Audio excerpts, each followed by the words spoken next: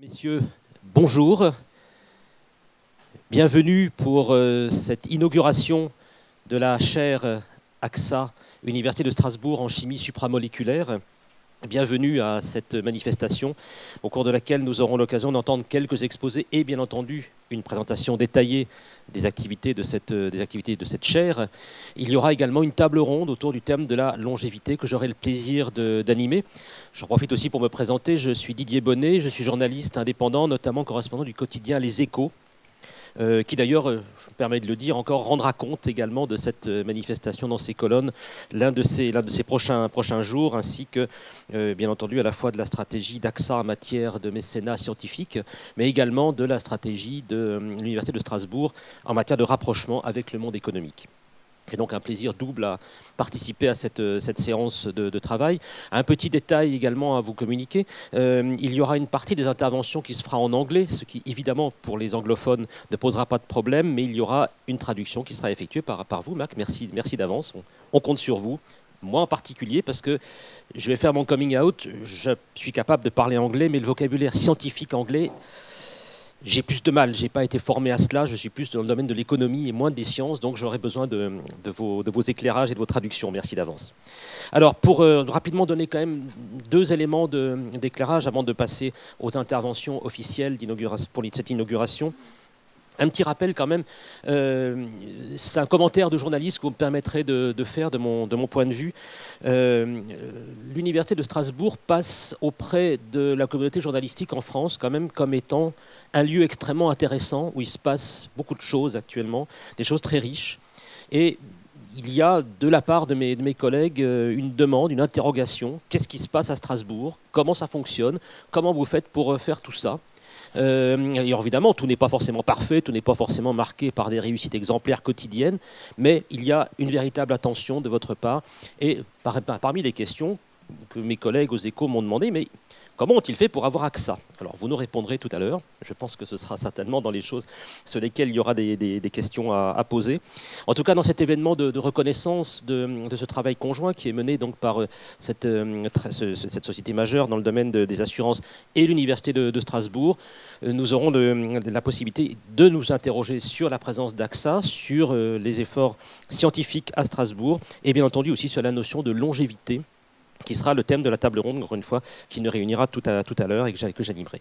Voilà, j'en termine avec mon introduction, avec un petit rappel, comme d'habitude, merci, surtout que nous sommes dans une salle qui est conviviale, assez proche les uns des autres, de bien vouloir veiller à ce que vos téléphones portables soient sur un mode le plus silencieux possible, carrément éteint, même si c'est possible, mais enfin bon, si vous êtes comme moi, que vous êtes incapable de vous en passer, mettez-le au moins sur silencieux, merci par avance.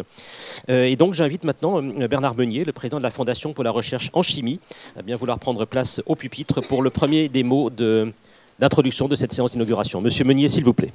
Merci. Merci. Messieurs les présidents, chers invités, chers représentants des collectivités territoriales, je crois qu'il y a le représentant de la CUS, sauf erreur de ma part, plus des autres représentants qui n'ont pas été signalés, chers collègues, beaucoup de collègues dans la salle ici, mesdames, messieurs. Alors, c'est un très grand plaisir de vous accueillir cet après-midi dans cet amphithéâtre de l'Institut de sciences et ingénierie supramoléculaire de l'Université de Strasbourg. Lieu magnifique, inhabituel dans le paysage de la chimie française et qui montre que la chimie peut se concevoir et se conçoit et s'imagine dans des locaux de qualité. Ça, c'est très important. Cette chimie supramoléculaire, créée à Strasbourg il y a plus de 35 ans? Bon, 35 ans plus ou moins 5. Par Jean-Marie Lehn, fait maintenant partie des fleurons de la chimie internationale. Chimie supramoléculaire, c'est la chimie internationale, c'est accepté comme étant un des fleurons de la chimie internationale, c'est extrêmement important. La compagnie d'assurance AXA, avec son fonds de recherche créé en 2008, sauf erreur de ma part, pour, je cite, encourager les travaux scientifiques permettant de comprendre et prévenir les risques majeurs qui menacent l'environnement, la vie humaine et les activités socio-économiques. Première citation. Deuxième citation, soutenir la recherche de rang international dans ces domaines en donnant aux institutions les moyens d'attirer et de retenir les meilleurs scientifiques d'aujourd'hui et de demain. Vous ne pouvez pas vous imaginer, en tant qu'ancien président du CNRS, combien j'adhère à ces deux citations. En particulier la deuxième, il y a le mot rang international et il y a le mot meilleur scientifique. Il manquait juste le mot excellence, mais je rajoute juste pour vous faire plaisir. A permis à souhaiter s'associer pleinement à la création de cette chaire, d'une chaire de chimie supramoléculaire à l'Université de Strasbourg. Donc c'est un événement particulièrement important pour la chimie ici et pour l'Université de Strasbourg. Monsieur Decastres, permettez-moi de vous dire combien votre engagement dans la création de cette chaire AXA dans ses murs est apprécié non seulement par la communauté scientifique locale, mais également par la communauté internationale. N'oublions pas que nous sommes ici à Strasbourg, sous le regard des universités rhénanes, qu'elles soient suisses, allemandes, néerlandaises. La géographie fait que la Belgique n'est pas directement mais on peut imaginer aussi les universités belges. Une chaire au service de la création et de l'invention de nouveaux objets moléculaires ou nanométriques, capables d'interagir entre eux pour transmettre de l'information, adaptée aux nouveaux besoins de la physique ou de la biologie, avec des moyens financiers permettant à son titulaire de conserver son temps et son énergie à sa recherche. Important. Tout ceci est une marque de soutien à l'excellence dont nous vous sommes très reconnaissants. La Fondation pour la recherche en chimie à Strasbourg s'est très naturellement mobilisée avec son équipe de direction, Thomas Ebbesen, Jean Gagneux, et avec le soutien très actif d'Alain Béret, président de l'Université de Strasbourg. Très actif, j'insiste. Et l'aide apportée par la fondation de l'Université de Strasbourg, nous n'avons que 2 fondations ici à Strasbourg. La chimie était un peu antérieure à l'autre fondation, qui est la fondation globale pour l'université, mais nous avons parfaitement mutualisé les activités de ces 2 fondations. Donc on peut parler, sans se tromper, de fondation de l'Université de Strasbourg et fondation pour la chimie de l'Université de Strasbourg. Ça n'a aucune importance. Nous avons totalement intégré les 2 systèmes. Nous sommes également très reconnaissants à M. Godefroy Beauvalet du Fonds AXA pour la recherche pour son aide et la mise en place de cette chaire. Tout cela s'est fait avec le soutien et sous le regard attentif de Mme Véronique, que nous avons, c'est notre ambassadrice chez AXA, et nous avons le plaisir de nous revoir avec M. Lachmann dans le comité pour la recherche de fonds pour la fondation de l'Université de Strasbourg. Recherche qui marche pas si mal que ça, compte tenu des périodes et des difficultés. Mais bon, le conseiller d'un président m'a dit qu'il va essayer de veiller à ce que les fondations de coopération scientifique soient préservées. Et j'ai demandé un peu de stabilité fiscale, mais ça, je ne suis pas sûr d'être entendu. Je voudrais enfin dire combien les partenariats entre le monde universitaire et le monde socio-économique sont essentiels. Ils sont essentiels pour le chercheur dont la mission est de produire de la très bonne science, et la très bonne science trouve toujours des applications, ce qui n'est pas le cas de la recherche mal conduite. L'autre point, c'est que ces liens sont essentiels pour l'entreprise qui a besoin de cerveaux bien formés. Et la recherche créative est, à mon sens, un moyen de bien former les cerveaux. Aucune société ne peut se développer harmonieusement en laissant le pouvoir à des personnes coupées du monde de la création. En vous remerciant à nouveau, Monsieur Decastres, pour l'honneur que vous nous faites d'être présent ici aujourd'hui, je crois qu'il est temps maintenant, avant de vous laisser la parole, de laisser la parole à Alain Béret. Merci.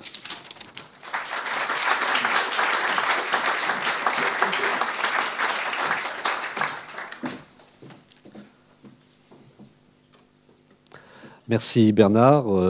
Je me joins, je pense, aux salutations de Bernard Meunier. Je suis très heureux d'être là pour plein de raisons que je vais essayer de vous résumer rapidement. Mais je dois dire que c'est pour moi et pour l'Université de Strasbourg un événement tout à fait particulier. Alors je ne vais pas vous faire les salutations d'usage, mais je voudrais saluer tout particulièrement nos invités d'AXA aujourd'hui. D'abord, saluer M. Henri Decastres, vraiment très sincèrement. Votre venue ici, évidemment, est symboliquement très forte pour nous et marque, je crois, vraiment l'importance de ce moment. Je voulais aussi, bien sûr, saluer Véronique Weil. Bernard l'a déjà fait, mais qui a été de manière constante, dynamique, présente à nos côtés depuis le début et a su nous dire ce qu'il fallait faire et ne pas faire peut-être dans certains cas. Et Véronique, je veux vraiment vous remercier pour toute votre action et puis remercier Godefroy et aussi ses prédécesseurs parce que là aussi, j'ai été impressionné vraiment par le dynamisme et l'originalité de pensée, je dois vous dire aussi, du Fonds AXA pour la recherche dont on pourra peut-être parler après, mais qui est vraiment une initiative extrêmement intéressante dans la manière dont une entreprise peut approcher généralement le monde de la recherche. Et je crois que c'est un point qui me semble important en tant que président d'université, dont un des rôles est maintenant, hélas, aussi d'aller s'occuper des subsides autant que de l'université elle-même. Je veux rappeler peut-être à l'auditoire que le Fonds AXA pour la recherche est quand même une entreprise extrêmement intéressante avec plus de 300 équipes de chercheurs, je crois, qui sont soutenues aujourd'hui, et ceci dans le monde entier. Avec 92 millions d'euros en 5 ans qui ont été alloués. C'est bon, Godefroy, je fais bien la pub là. Mais ceci en France et dans tous les pays. Pourquoi je vous dis ça? Je pense qu'aujourd'hui, donc, le fait d'être distingué par ce fonds, s'il y avait à le dire, c'est aussi la preuve de la compétitivité des projets que nous présentons, et en particulier du projet de Louisa. Et cela va au-delà, je pense, des simples crédits qui vont être très importants, je vais en dire un mot, mais c'est aussi une marque de qualité scientifique, et c'est, je pense, tout à l'honneur aussi d'un fonds d'entreprise de mettre la qualité scientifique, j'allais dire, comme premier critère de l'attribution de ces crédits. Alors bien sûr, le Fonds AXA a consenti pour nous un don extrêmement important. Le don est de 2,25 millions d'euros. Il s'agit, pour notre campagne de la Fondation de l'Université de Strasbourg, du don le plus important dans une campagne, comme l'a dit Bernard, qui marche bien dans le contexte actuel, puisque nous en sommes à plus de 12,5 millions. Je cherche l'approbation du président de la Fondation, 12,5 millions d'euros en 3 ans, ce qui, à l'échelle d'une université généraliste, reste probablement un des meilleurs scores en France. Mais on voit l'importance du don AXA dans ce total, et je crois qu'il fallait vraiment, vous tous, vous en remercier. Mais comme je l'ai dit, il n'y a pas que le niveau de financement. Je crois que ce don montre l'adhésion d'AXA à 2 principes que nous partageons et qui me semblent absolument fondamentaux dans la relation entre l'entreprise et le monde de la recherche, et en particulier de la recherche publique. D'abord, votre engagement pour la recherche fondamentale. C'est de la recherche fondamentale, au sens positif du terme, que vous financez ici. Et on a trop souvent tendance à caricaturer sur le fait que l'entreprise ne demande et ne commissionne que de la recherche appliquée avec des produits commercialisables directement à la clé. Nous avons là la preuve du contraire et un niveau élevé. Bien sûr, nous savons tous qu'il n'y a pas d'application, tu l'as dit tout à l'heure, sans qu'il y ait de la recherche fondamentale. Encore faut-il mettre en pratique ces principes, et je crois qu'il faut vous remercier d'être en appui de la recherche fondamentale. L'autre engagement, qui est à la fois le vôtre et le nôtre, c'est celui de faire bénéficier toute la société des résultats de notre recherche, fussent-elles fondamentales.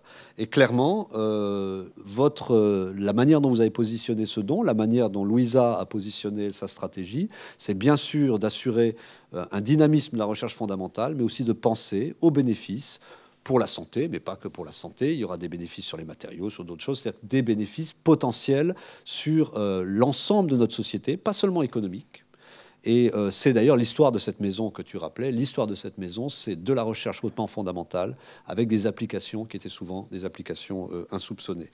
Et donc, encore une fois, ramener aujourd'hui notre cérémonie, notre fête, on va dire plutôt que cérémonie, ça fait un peu pompeux, cette manière de fêter cette chaire à une simple addition de chiffres, et fût-il important, serait totalement incomplet.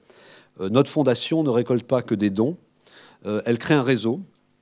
Et elle crée un réseau qui est bien sûr de soutien, mais je voudrais insister là-dessus, qui est surtout un réseau de confiance. Il paraît que la confiance ne se réclame pas, mais qu'elle se gagne.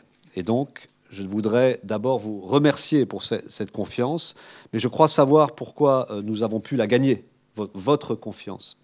Nous avons pu la gagner parce que d'abord, il y a des chercheurs extraordinaires à tout point de vue, comme, alors il ne faut jamais les citer parce que les chercheurs sont modestes, mais il y a Jean-Marie, il y a Thomas, il y a quelques autres qui sont là et qui ont su vous montrer ce qu'étaient nos ambitions, ce qu'étaient nos valeurs et comment vous pouviez nous accorder, votre confiance. Ensuite, nous avons pu gagner notre confiance, votre confiance, parce que nous avons 2 fondations menées par 2 présidents que je qualifie d'exceptionnels, Bernard Meunier, Régis Bello, qui travaillent pour la collectivité et qui ont su créer quelque chose qui n'existait pas avant dans les universités, c'est cette interface avec la société, cette manière de nous mettre en phase avec des préoccupations qui ne sont pas toujours les nôtres au quotidien, nous qui sommes quelquefois un peu trop des purs académiques. Et puis, j'allais dire, mais ça c'est le président qui parle, l'autre moyen de gagner votre confiance, c'est pas trop difficile, c'est que tout simplement, on a une université formidable, partout, et que je suis très fier d'en être le président, mais que c'est plus facile de gagner votre confiance quand on a derrière soi des gens aussi fantastiques. Et cette confiance, je pense qu'elle sera demain le gage de la qualité de nos relations et le gage de la pérennité aussi de cette relation. Et donc, cher monsieur De Castres, je crois que cette confiance, votre confiance, c'est aussi le témoignage d'un soutien et d'un geste citoyen, de l'ouverture que vous avez poussé à ce que votre entreprise, ait, et d'un signal donné par une grande entreprise nationale. Et aujourd'hui, dans notre société, ce type de signaux sont très importants. Ce signal, c'est de dire que vous pensez que c'est à l'université, et peut-être singulièrement dans notre université, que se joue aussi l'avenir de notre pays, à travers des interventions qui ne sont justement pas des interventions directement marchandes. Cette confiance, elle nous honore, et évidemment, elle nous oblige. Et elle nous engage à vous satisfaire, mais à travers la satisfaction que nous espérons vous transmettre, c'est l'ensemble de la société que nous essayerons de satisfaire. Encore une fois, cette confiance, elle est capitale, c'est un capital. Et j'espère que ce capital, il est fait d'estime, de fierté, et j'espère un jour aussi d'amitié. En tout cas, c'est vraiment pour cela que je veux vous remercier. Et je voudrais terminer quand même ma brève intervention pour parler quand même de Louisa. Parce que nous parlons de l'amont, mais maintenant, tout cela est basé sur l'accueil de Louisa Descola à Strasbourg. Vous allez l'entendre dans un instant. Il s'agit, et vous le savez bien, d'une des plus brillantes chimistes de sa génération. Sa venue aussi nous honore. We are greatly honored. Elle nous ravit, elle nous oblige aussi. Parce que nous, collectivité, autour d'elle, nous allons aussi devoir pouvoir répondre à ses attentes. Elle vient, je vous le rappelle, avec une équipe très importante qui avoisinera les 30 personnes. Donc c'est un impact énorme sur non seulement sur ISIS ici, mais sur l'ensemble de la chimie et de la science à Strasbourg. Et donc vous êtes aussi à l'origine de mutations qui peuvent être extrêmement importantes de notre paysage scientifique à Strasbourg. Et je veux aussi souligner qu'à côté de la chaire AXA, qui a été absolument fondamentale dans la venue de Louisa, de très nombreuses énergies se sont développées pour la faire venir. Je pense aux organismes de recherche, en particulier, bien sûr, au CNRS. Je pense aux outils des investissements d'avenir. Je pense à toute la communauté des chimistes, etc. Et quand on commence à citer des gens, on en oublie. Donc, excusez-moi si j'oublie. Mais je crois que vraiment, c'est aussi un travail collectif, et c'est ce travail collectif qui nous conduit aujourd'hui ici à cette grande satisfaction. Je veux donc remercier tous ceux que j'ai cités et tous ceux que je n'aurais pas cités, qui ont rendu aujourd'hui la venue de Louisa possible. Et puis bien sûr, Louisa, I want to thank you personally for the trust you put in us, for coming to our university. I wish you all the best for a lot of nice discoveries, best discoveries, and I think I can cite. I've been told that Godefroy has written you something. He wrote you, "Let us dream, make us dream." So I would say, Louisa, please now make us dream. Thank you very much.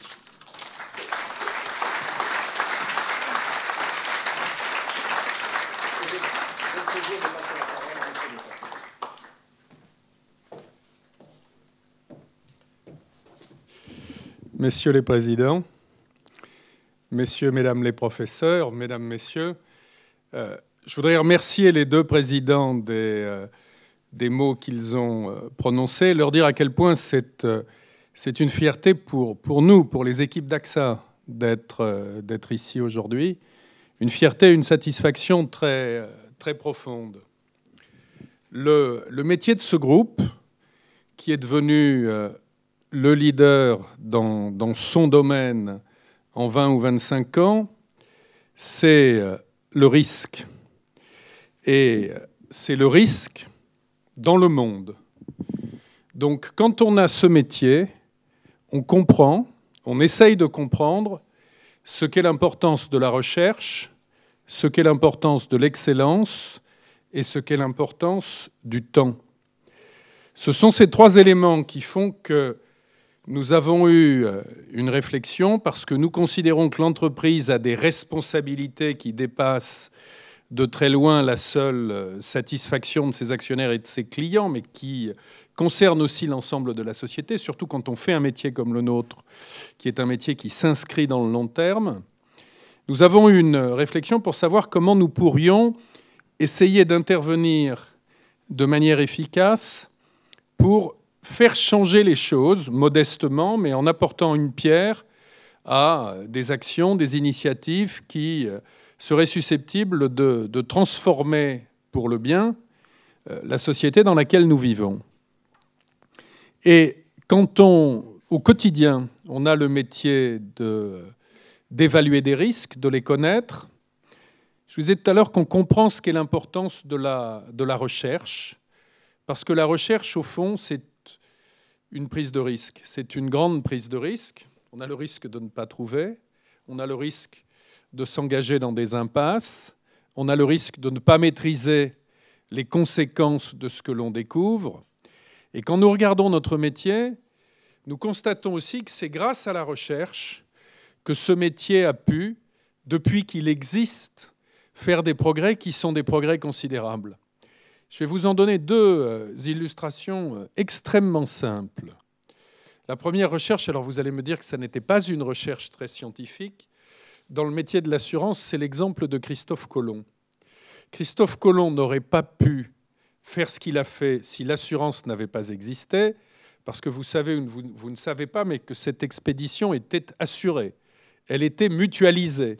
C'est-à-dire que ses sponsors, ça n'était pas simplement le roi et la reine d'Espagne, c'était aussi un certain nombre de fortunes d'armateurs espagnols qui avaient accepté de risquer une partie de leurs avoirs pour une découverte. Donc pour moi, c'est bien un exemple de recherche, même si son caractère scientifique peut être légèrement discuté. Donc ça, c'est un premier exemple. Le deuxième exemple, le plus récent, quand j'ai rejoint AXA, c'était au mois d'août 1989. J'ai lu un article dans un grand quotidien du soir qui existe toujours, qui expliquait que les assureurs ne faisaient pas leur métier parce que le sida n'était pas assuré. Et que tout ceci était abominable, honteux, etc., etc. Et effectivement, ça m'avait conduit à me poser un certain nombre de questions. La réponse technique à l'époque était relativement simple. C'était un risque qui n'était pas connu, pas probabilisable, pas quantifiable, et il était donc très difficile de lui donner un prix. Il est intéressant de voir que sur ce qui a été un des risques médico-sociétaux les plus importants des 20 ou des 30 dernières années, aujourd'hui, le sujet est devenu complètement banal et tous les jours, les assureurs assurent des gens qui sont les victimes de cette maladie. Pourquoi ? Parce que la recherche a permis de progresser, la recherche a permis de connaître, la recherche a permis de réduire le risque. Donc notre métier nous porte à comprendre ce qu'est l'importance de la recherche. Notre métier nous conduit aussi à comprendre ce qu'est l'importance de l'excellence et l'importance qu'il y a à essayer d'encourager les gens qui peuvent faire la différence. Alors, je sais que dans un pays dans lequel la devise officielle est liberté, égalité, fraternité, et parfois, hélas, la devise réelle, individualisme, jalousie et égalitarisme, c'est des mots qu'il est difficile de prononcer, mais nous sommes de farouches partisans de l'excellence positive. C'est-à-dire que nous considérons qu'en matière scientifique, comme en matière d'entreprise, comme en matière de développement individuel, la recherche et l'encouragement de l'excellence, ce sont des choses qui élèvent la société, pas qui la rendent plus injuste et moins fonctionnelle. Et fort de cette conviction, nous avons décidé qu'il y avait un domaine dans lequel AXA, comme grande entreprise ayant ses racines en France et étant devenue un leader mondial, pouvait intervenir, qui était ce domaine de la recherche. Pourquoi ? Parce qu'il nous semblait que nous pouvions essayer d'apporter une pierre modeste, mais une pierre quand même, à l'évolution du système dans lequel nous évoluons. Une de mes frustrations, quand j'observais le système français et que je le comparais à ce que je vois, à ce que les équipes d'AXA voient, à ce que Véronique voit quand elle voyage dans les différentes opérations du groupe, c'est au fond un petit peu, et pardonnez-moi si je vous choque quelquefois, l'ossification du système français au nom de raisons historiques ou de peurs qui ne sont pas toujours les bonnes. Et deux choses me choquaient. L'absence de passerelles suffisantes entre le monde universitaire et le monde des entreprises, avec des procès d'intention, alors que je crois que le monde n'avance qu'avec des crédits d'intention. La deuxième chose qui me frappait, c'était la difficulté à promouvoir dans notre système un certain nombre d'expériences originales ou sortant des moules classiques. Les Français adorent la tradition et les précédents. Ils sont moins réceptifs à ce qu'est la souplesse, l'innovation. Et nous nous sommes dit qu'au fond, que le groupe consacre une partie des moyens qu'il pouvait dégager à essayer de développer des expériences de succès en matière universitaire et en ayant une approche globale, de façon à ce que nous pourrions faire dans les universités françaises ne leur soit pas réservé à elles seules, mais s'inscrivent dans un effort dans lequel nous aiderions un certain nombre de très grands établissements mondiaux ou de projets mondiaux ayant un véritable intérêt. Eh bien, c'était peut-être quelque chose qui serait intéressant au titre de ce que nous considérons être notre responsabilité sociétale. Et donc, ce que nous faisons aujourd'hui à Strasbourg s'inscrit dans cette ligne. Le groupe a distribué, le président Beretz l'a dit, 93 ou 92 millions d'euros depuis la création de ce fonds. Je crois que nous sommes le groupe français qui consacre le plus d'argent à la recherche. 92 ou 93 millions d'euros, c'est une somme importante et il faut mesurer derrière ce qu'est le travail au quotidien de l'ensemble des équipes d'AXA qui permettent de dégager les profits qui, derrière, permettent de financer ce type d'effort. Parce que nous avons des actionnaires à rémunérer. Certains d'entre vous dans cette salle sont actionnaires, savent qu'il y a eu des années un petit peu plus difficiles que d'autres, même si au total nous en sommes plutôt bien tirés. Mais il faut rémunérer les actionnaires, il faut rémunérer les créanciers, il faut traiter correctement les collaborateurs. Donc ce qu'on prélève pour des actions d'intérêt, je dirais, de long terme, sociétal, c'est quelque chose qui n'est pas investi ailleurs. Si nous avons pu dégager ces sommes, c'est grâce au travail de l'ensemble des équipes. Et je voudrais remercier celles qui sont représentées aujourd'hui. Et nous avons voulu les affecter à des initiatives originales et mondiales. Donc ce que nous faisons pour Strasbourg, quelque part, s'inscrit dans une action dans laquelle les institutions, les projets, les chercheurs que nous avons aidés sont tous des chercheurs de notoriété internationale reconnue. Et c'est donc quelque part aussi un label d'excellence. J'ai eu la joie tout à l'heure de voir le professeur Barakat être là, qui a la chaire AXA que nous avons créée à Polytechnique. C'est un autre exemple, comme le professeur de Colin, de ce que nous savons et de ce que nous pouvons faire. Nous souhaitons continuer à le faire et nous souhaitons continuer à, je dirais, aider des entreprises originales. Alors, c'est peut-être pas un hasard qu'ISIS se soit à Strasbourg, parce que Strasbourg est une ville européenne au confluent de beaucoup de cultures, de beaucoup d'interactions, et donc peut-être que c'est un terreau favorable à l'innovation, à la transdisciplinarité, aux échanges transculturels, mais nous souhaitons vraiment aider des initiatives dans ce domaine. Nous souhaitons aider des initiatives aussi sur des sujets qui nous semblent être des sujets qui vont transformer la société en profondeur.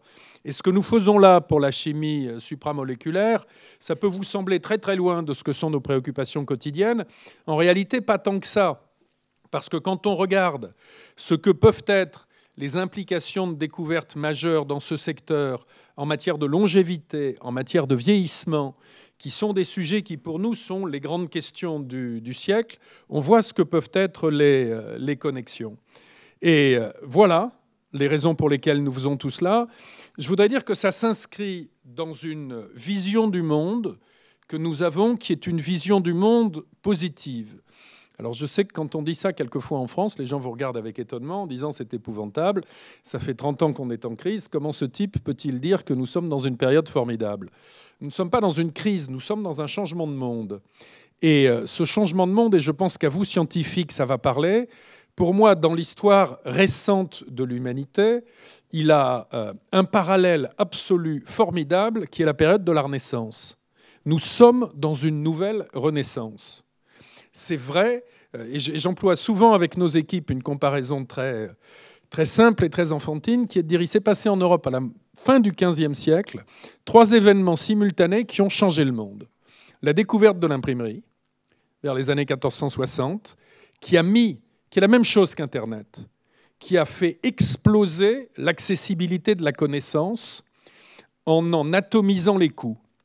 D'un seul coup, des choses qui étaient réservées à quelques privilégiés se sont vues mises dans toutes les mains à des coûts complètement écrasés. Ça a bouleversé la société, ça a créé beaucoup de bouleversements politiques, religieux, économiques, etc. La deuxième chose, ça a été la découverte de l'Amérique par Christophe Colomb, dont je vous parlais tout à l'heure. Et la troisième chose, ça a été la chute du royaume mort de Grenade, qui a libéré un espace politique et marchand formidable.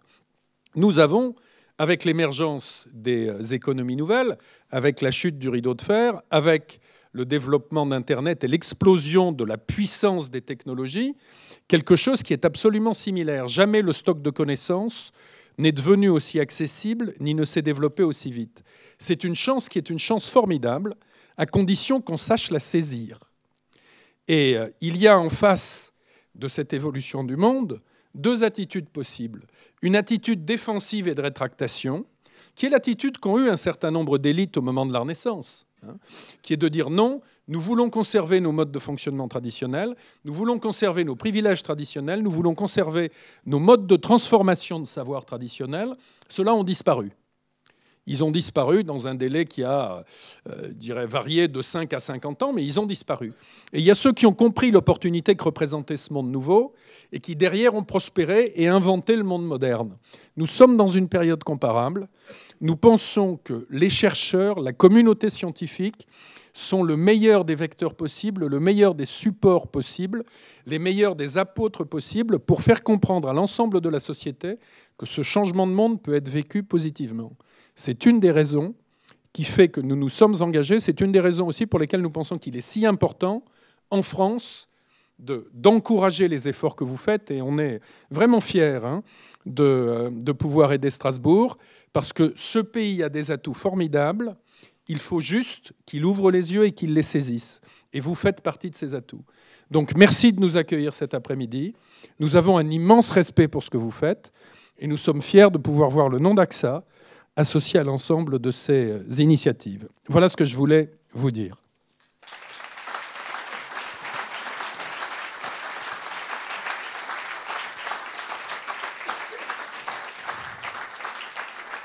Voilà, merci messieurs pour ces mots de précision. Nous allons maintenant avoir des illustrations de ce que vous nous avez dit avec le visionnage d'un film de présentation de l'Université de Strasbourg et également des fondations et de ses liens donc avec le monde économique que nous allons faire projeter, s'il vous plaît.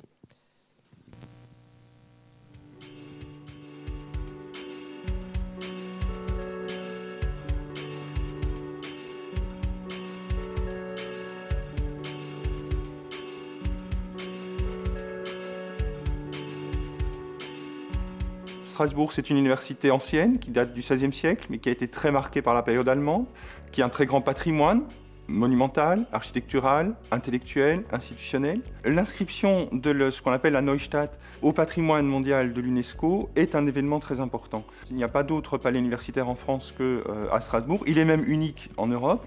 Consacrer un palais entier à une université, c'est montrer que l'université, c'est-à-dire la recherche, c'est-à-dire le savoir, c'est-à-dire la formation supérieure, sont des éléments tout à fait essentiels d'une société.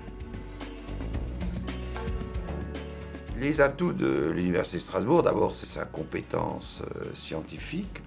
Ensuite, je trouve que c'est sa position au centre de l'Europe. Et troisièmement, la personnalité de son président. Strasbourg a de l'avance par rapport aux autres villes et universités françaises. La vision qu'on peut avoir pour l'Université de Strasbourg, elle est probablement double. D'abord, qu'elle soit au meilleur niveau dans ses missions fondamentales, en formation, en recherche. Une université qui procure à ses étudiants le meilleur niveau de formation, le meilleur niveau d'insertion professionnelle, et en recherche, une université qui procure à la société en général et à l'économie en particulier le meilleur niveau de résultats de la recherche. Parce que l'Université de Strasbourg était l'une des premières à réunir l'ensemble de ses services, non seulement au seul endroit, mais dans des sites parfaitement coordonnés et sous une unité opérationnelle. Pluridisciplinarité, c'est d'abord l'histoire des universités. La plupart des grandes découvertes aujourd'hui sont aux frontières des disciplines. C'est même pour ça qu'on l'a refondée, qu'on a unifié les 3 universités. Donc l'Université de Strasbourg, je dirais, est la plus pluridisciplinaire de France.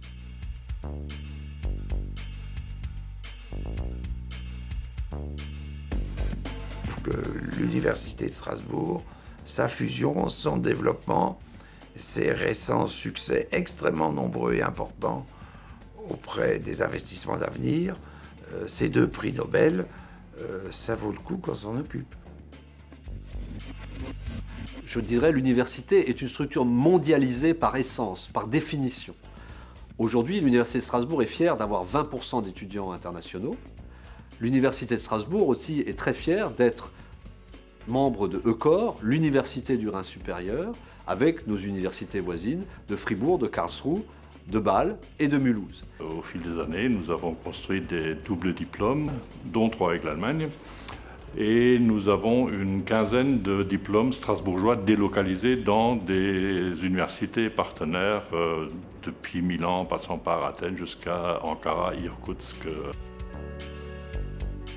Nous sommes la seule université de France à avoir une école de management. Nous avons le journalisme, nous avons les sciences politiques, nous avons 4 écoles d'ingénieurs en interne. Nous sommes, de par notre statut particulier, la seule université française à avoir 2 facultés de théologie.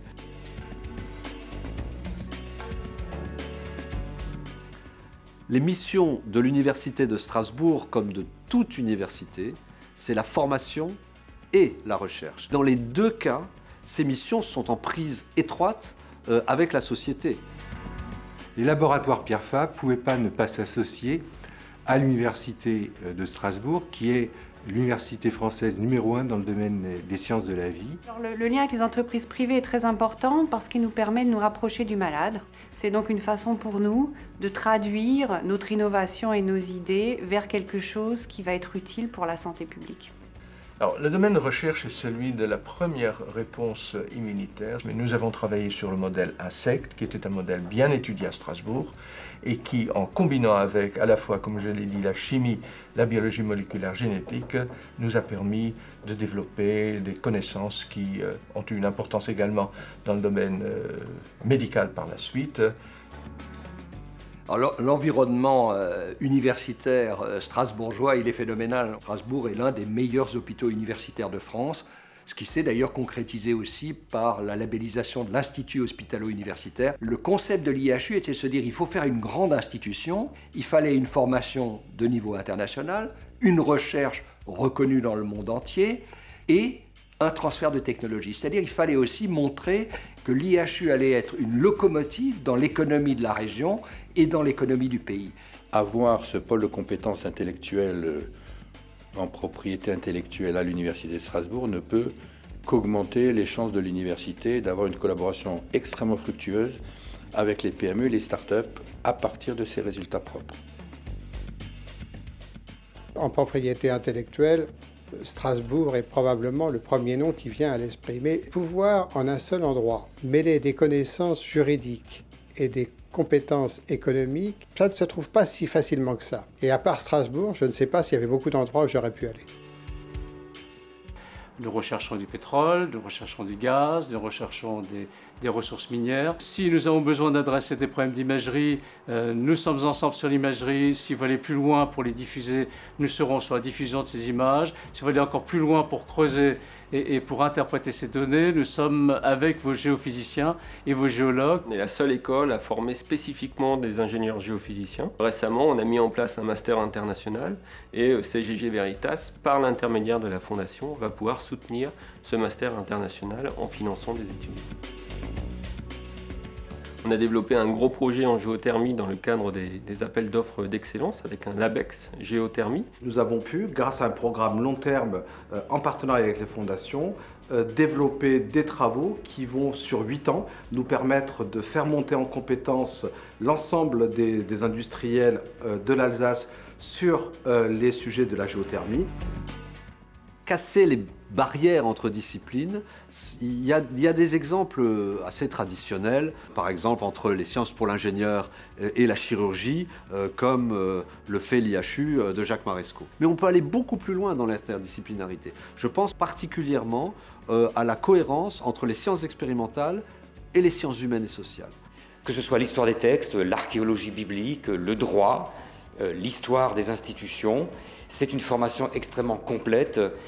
Nous formons là des femmes et des hommes qui sont à l'image de l'idéal de cette université, qui est une université humaniste.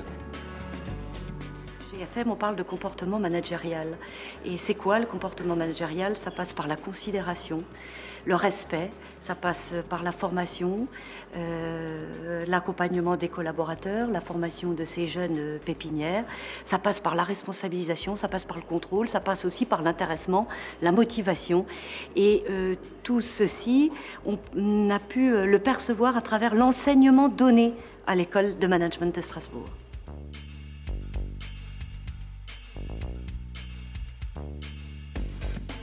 Le niveau de compétitivité est devenu tel qu'on doit attirer des leaders d'opinion. Si vous voulez attirer des leaders d'opinion, ils sont chers non seulement par leur salaire, mais par l'environnement qu'il leur faut. C'est-à-dire qu'il faut des collaborateurs de très haut niveau, il leur faut une technologie de très haut niveau.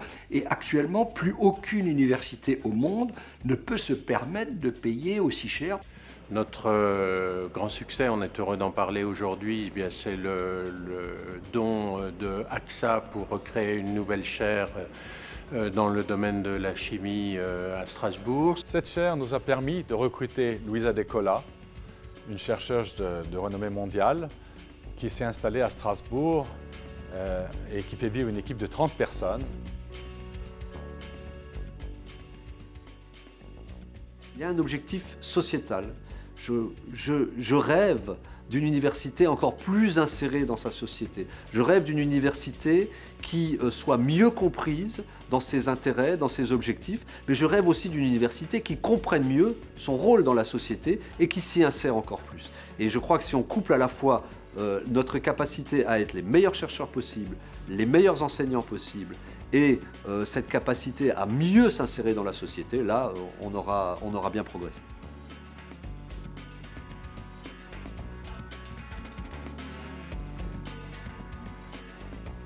C'est une richesse pour le territoire. Une grande université localisée en plus au centre de l'Europe. Elle a tous les atouts pour réussir dans la compétition internationale. Et Strasbourg fait partie de notre premier cercle. C'est un très beau projet.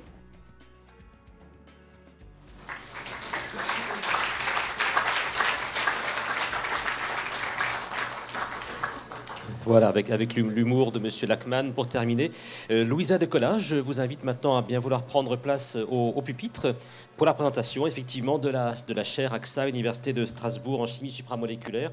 On a parlé de vous dans le film. On va pouvoir vous écouter directement, s'il vous plaît. Merci. Merci beaucoup. Well, good evening, ladies and gentlemen. Well, I have to say it's a great honor, a pleasure. I'm very, very nervous this afternoon.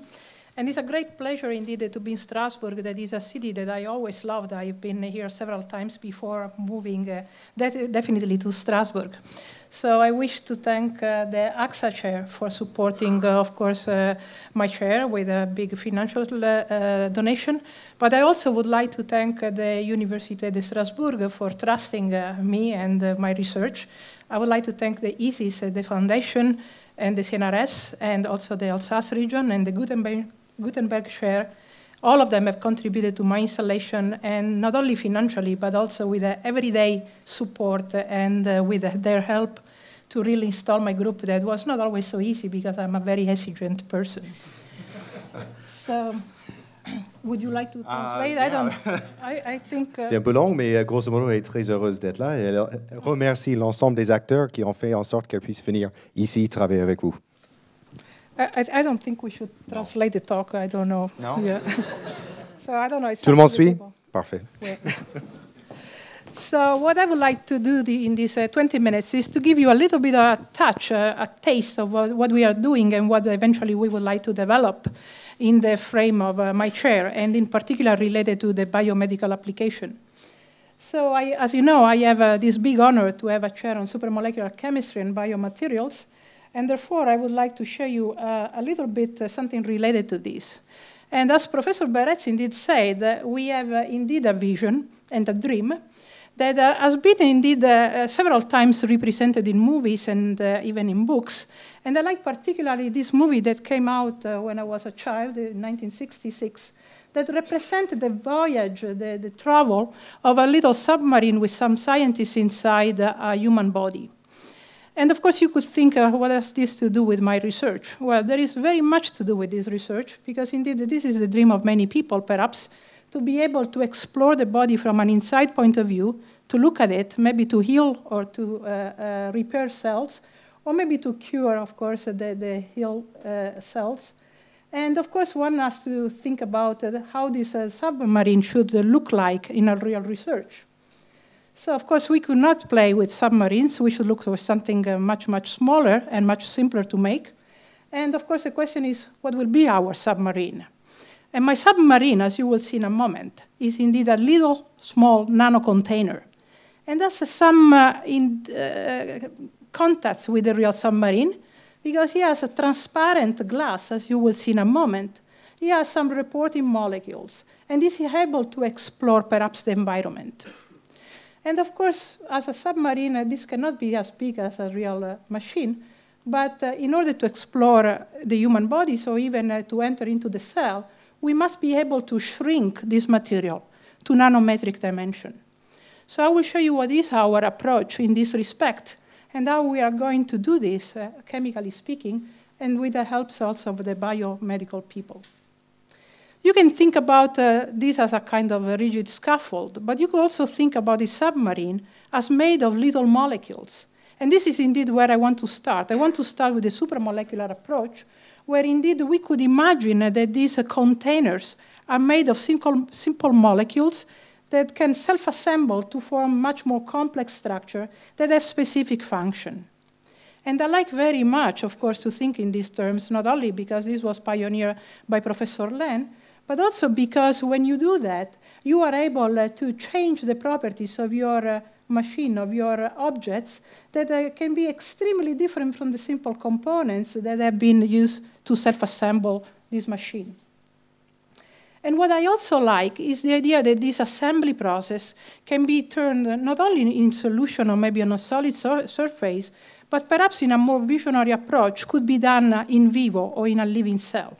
And this is what I want to show you today. I want to show you the first example of molecule that can self-assemble inside a living cell. And when they do that, they change color, so we can monitor the process when it happens. But going back to this idea of containers, so I want to show you something we are doing in this respect. And this has to do with, indeed, some kind of silica container where we can entrap molecules and we can release them. And we can also shrink these particles to a point where we can go in vivo. And we can do this with containers, and we can do this with very, very small nanoparticles, as small as the size of a molecule. And finally, if I will have time, I want to show you indeed where the invitation pictures come from.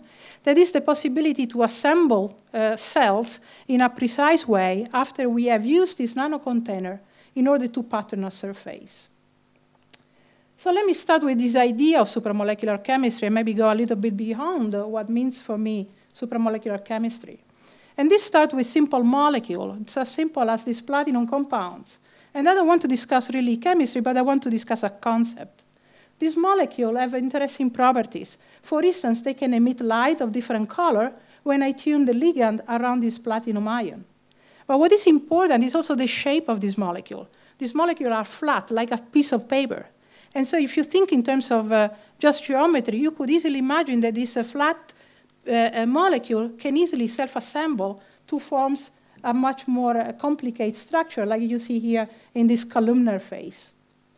And when you do that, there is an interesting thing happening, because the simple unit can have very different properties from the assembly units.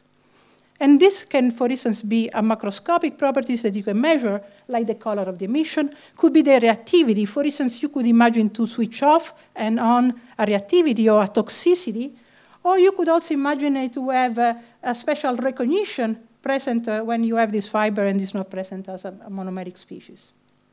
And so we developed this, and we developed several of these molecules, and in particular, we were interested in the way these molecules that are silent as a monomeric species could turn on their emission when they are assembled. And we can do this in a very specific way, because not only we can switch on the emission, we can switch off the reactivity, we can switch off the toxicity of these platinum compounds. And the reason indeed why we choose platinum was that the platinum compounds are very well-known anti-tumor agents.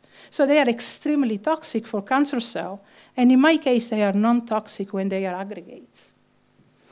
So why we choose this molecule? Because, for instance, if you take this simple system that has a blue emission, when it starts to pack, this emission turns green. So there is a dynamic behavior, a dynamic function. In this case, is the switch of a color that can be explored. And we have explored this, indeed, in living cell. So we thought that perhaps if we could do this in solution, we could extrapolate this behavior and look at the possibility to uptake this molecule, this drug eventually, these platinum compounds, inside cancer cell. And you see here in this confocal microscope picture the uptaking of these platinum compounds in the nucleus of the cell, selectively into the nucleus. And if you wait long enough and you increase the concentration of this compound, you will find out that after 3 hours of incubation, you form these aggregates in living cells. So it is possible to push this self-assembly, this supramolecular chemistry, in living organisms. And of course, this is a very spectacular example, because we don't know yet what is the effect of this aggregation. We don't know really what will happen to the cell when we have this soft structure present in the nucleus. And of course, this soft structure is, again, the self-assembly of this simple molecule to form these ball-like large structures. So are they in the nucleus? Yes, they are in the nucleus. And this is an important thing. So not only they are reporting for us a signal that is the emission, but they are also localized in a specific compartment of the cell. And we can go farther, because you could think as a chemist that we can redesign our molecule so in a way that if we modify indeed the groups that are attached to these simple platinum ions, we can deliver now the molecule not into the nucleus of the cell, but maybe in a different compartment of the cell. And this is the case, for instance, if you take these Tollil derivatives and you look at the uptake of the HeLa cell, you see now that diffuse emission because the platinum is not localized. However, again, if you wait long enough, you will see very nicely the self-assembly will occur, and the platinum assembly will be localized in the cytosol of the cell. So this is quite an important finding, because not only we have a new way to look, to imagine the cell, but we have also a new way to do this dynamically, because we form essentially the label in situ after the uptaking of these complexes. And what is very important, and I don't have to convince you for that, is that these aggregates are extremely bright. They have a very long lifetime that is very important if I want to do some kind of diagnostics. These are in the hundreds of nanoseconds. They are oxygen insensitive, that is also very important. And what is even more spectacular for us is that they do not photobleach. So they have properties common for materials like quantum dots without being toxic. So this is an example of this supramolecular story. And of course, you could imagine that as I do this with a molecule, I could imagine to have a material that is as small as a molecule that could do more or less the same thing. And when I was still in Germany, I set up indeed a consortium that is a Helmholtz Virtual Institute, together with the Dresden Hospital and the Dresden Center for Nuclear Medicine, where we submitted a proposal that has been granted by the German community that was dealing with cancer imaging using an ultra-small nanoparticle. And the idea was indeed not to use the more conventional nanoparticle, but to shrink the particle to a size of a molecule in order to have the possibility eventually to cross the blood-brain barrier. So we have hired 2 people that are working in this project, and now there is also a postdoc working in this project. And our approach in this case was to synthesize particles that were based on the, of course, union of atoms. In this case is silicon. And the reason why we use silicon was that silicon is biocompatible, and indeed we have a full control on the way we make the particle, but also we have a full control on the groups that are covalently linked to the silicon. And of course, the size is an issue.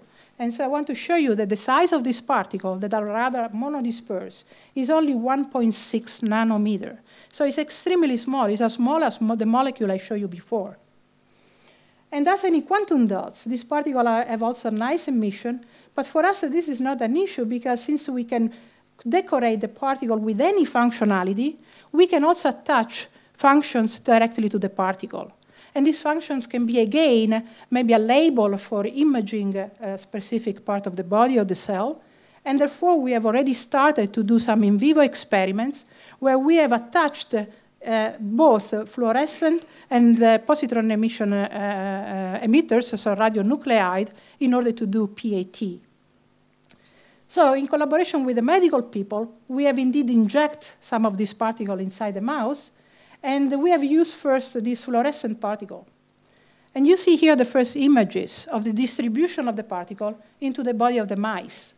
So you see very nicely that after injection from the tail vein, the particles are distributed into the body of the mouse, and they are not really localized.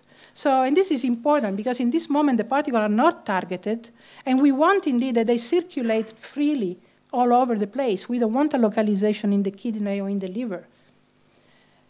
And if you look at the same image taken with positron emission tomography, you see again a lot of information. After 1 minute of injection, you see already the angiography of the mouse.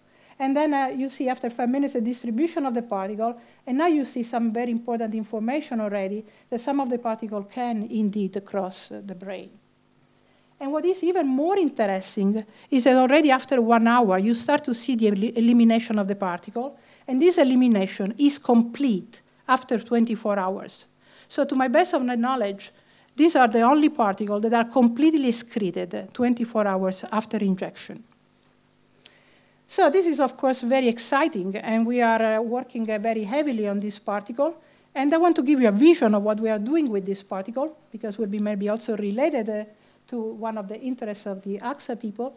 That is indeed the possibility now to have these particles so small that could cross the blood-brain barrier. So we could image the brain and eventually even think about some neurodegenerative disease. And now we are doing this.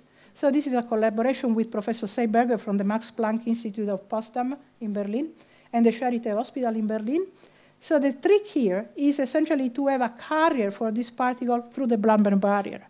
And of course, as you probably know, sugar is always transported into the brain through a protein that is present in the membrane. So what we have done was to combine essentially these sugar moieties with our labels in order to monitor this uptake into the brains and eventually to image the brain. So this is where we are, and of course we are very keen to look at the output of this research and to collaborate further on this topic. But I promised you at the beginning of the talk to show you some containers. These are not really containers, even though they can become containers. And so I want to shift now to the last part of my talk and show you what type of containers we are using in my group. And this is something we started indeed a few years ago, and has been strengthened very recently because of my ERC support. And our containers are something extremely common, because they are zeolite. These are crystalline aluminosilicate that all of you use. Not exactly this type, but the zeolite is what you use in your washing powder or in some of the refrigerators. And these are important for catalysis, have been used for ages, more than 50 years now. And in particular, we are interested in one type of zeolite that is called zeolite L.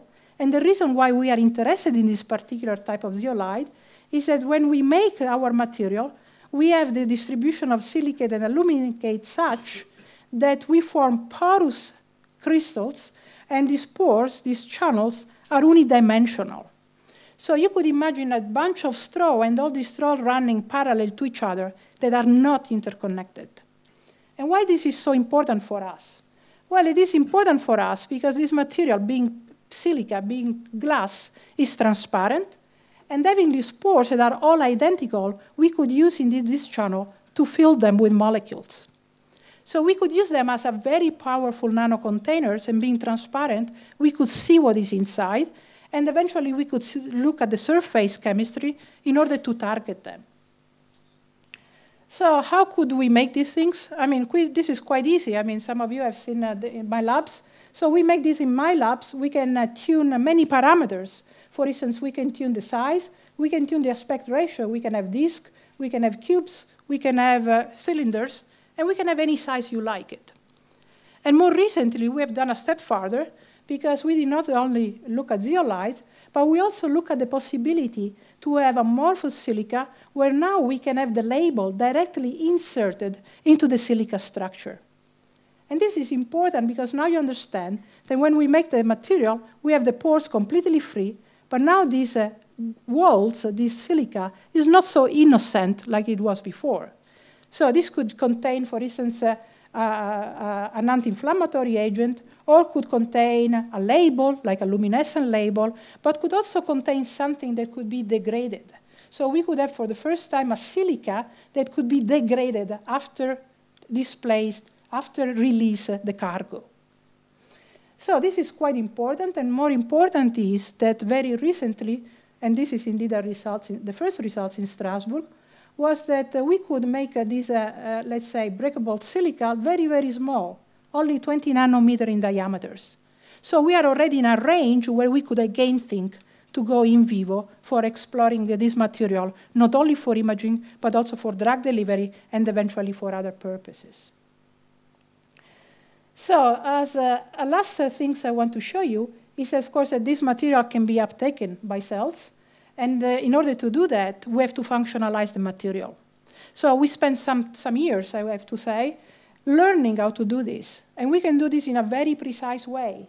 So for instance, if you take the zeolite, we can precisely place groups at the channel entrance or on the surface of this cylinder. So we have a spatial resolution of our chemistry that is not so common. And of course, being an elongate material, so an anisotropic material, we can also explore the anisotropicity coming out from the material, from the molecule that are inserted into the channels. So we have used this material. So now we go a little bit towards applications, even though, as already Professor Verret said, I also like very much fundamental science. But we have thought maybe we could go a step further and to prove that this material can be useful for something. And one thing where we have been quite successful was indeed the possibility to target label and kill antibiotic-resistant bacteria. And we've done this with a specific purpose. And the purpose was to purify water and milk for poor country. So the idea was indeed to use just light to kill these antibiotic-resistant bacteria. And in particular, we were looking at cholera and salmonella bacteria that are, of course, one of the two bacteria that are unfortunately killing a lot of kids and people in poor country. So the idea that is published already and is also a patent that has been acquired by a company is indeed that we could fill this container and we could use some kind of molecules in order to produce a singlet oxygen that would kill the bacteria. So we need only solar light, and then you can clean your water from your bacteria in 2 hours of irradiation. And of course, this is now on the surface of the cell, but we could also imagine to go inside the cells, redesigning a little bit our system. So in this case, we can fill the channels with a reporter molecule in order to see them, and then we can let indeed this mesoporous material to be uptaken by the cell. And I don't want to go into detail. This is a proof of principle to show you that indeed this little container can go into the cell, and also we can not only make them uptaken by the cell, but we can go a step further, and we can design the system that after being filled with this iron molecule and closed with a polymer in order to close the channels, can be indeed uptaken by the cell, and then we can release, upon degradation of the polymer, the molecule inside the nucleus of the cell. So we are already in a state where we can perhaps use this nanocontainer for pharmacological purpose, and of course, not only for imaging, but perhaps to combining this diagnostic, this imaging part with therapy, because you could imagine that this molecule could be also a drug. And I want to close my talk to show you the last possible application, that is indeed to use also this nanocontainer to create new kind of surfaces. And the way we think about this is that we could imagine that if we use not this now cubic or this round particle, but if we use this disc shape unit, we could align them, we could arrange them on a surface, like on a glass, in order to form a platform, in order to form a monolayer of this disk. But as I showed you before, these disks are filled. So I have hundreds of molecules inside this disk. And if I could zoom into this micrograph, I could see also that the channels are perpendicular to the surface. So in other words, when I put this little disk on my surface, I have the possibility to liberate the molecules from these channels. So this is the first step. So we are able to do that. But then the problem is, how can I pattern this surface when I deal with nanometric dimension? How can I, for instance, imagine to create some specific structures using this nanometric disk? It's not easy, of course, to work with a nanometric disk. And so we borrow, I would say, a technique that was developed by George Whiteside at Harvard University that is based on a very simple concept.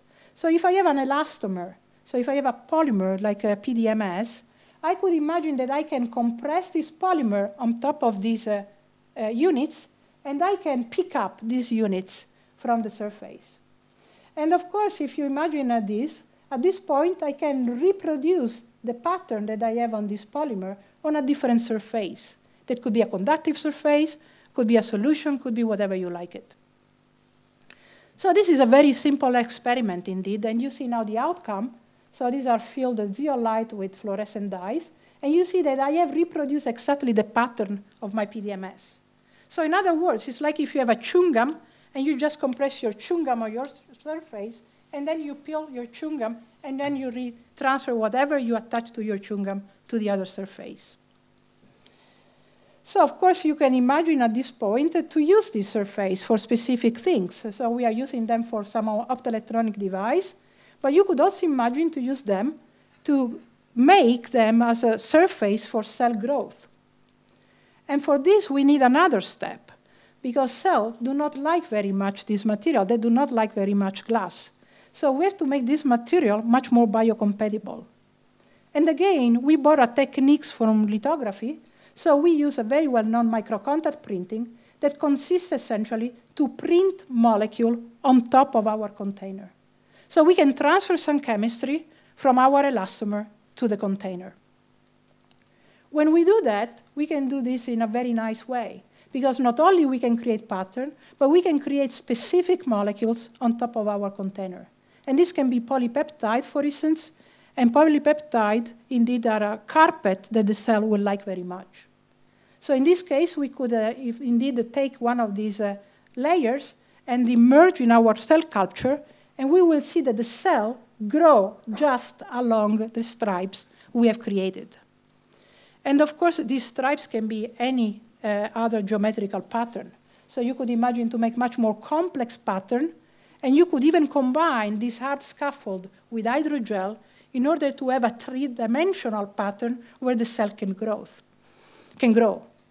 And this opens, of course, a very interesting field that is very well known. It's called regenerative medicine, because you could imagine that in the moment I have the possibility to understand and to control how cells can move and grow, you can create a new tissue and eventually new type of materials. So this is the last things I want to show, and before I close, I want to show you the last results in this respect. That has to do with the possibility that once we pattern the surface, we could also use the surface chemistry in order to address specific type of cells. And this was a dream for us for some times, and now we know a little bit more how to do it, and the idea is quite simple. It's the possibility to separate a mixture of cell and to have a simple surface that would be able to capture only one type of cell in a mixture of cells. And we have demonstrated this indeed with neuronal cells in the presence of epithelial cell. So we are able essentially to attract only the neurons and to remove all the other cells present in solution. So this is a very, very short overview of what we are doing. And just to conclude, I think, I hope I convince you that indeed our chemistry will have a future in Strasbourg. And I'm sure that with the expertise present in the campus, not only in this campus, but all over Strasbourg, we will benefit enormously and we'll learn a lot of things. So I show you a little bit about assembling molecules. I show you a little bit how we deal with this nanomaterial and hopefully to go more in vivo. And of course, I show you a little bit about the patterning story. And this is also more physical consequence. And of course, this is possible because I have a fantastic team of people. So my special thanks goes to them. And all of these people indeed are here in Strasbourg. They move with me. But I would like also to thank some of my previous co-workers that contribute to the chemistry I show you today, because of course not everything has been done in Strasbourg in these 2 months. And I would like to thank the funding agency in particular, I would like to thank the AXA Research Funds. I would like to thank the Gutenberg Share Award that helped us my selection. And of course the ERC, where this project started and is developing. And of course I would like to thank you very much for your kind attention and for being with me today.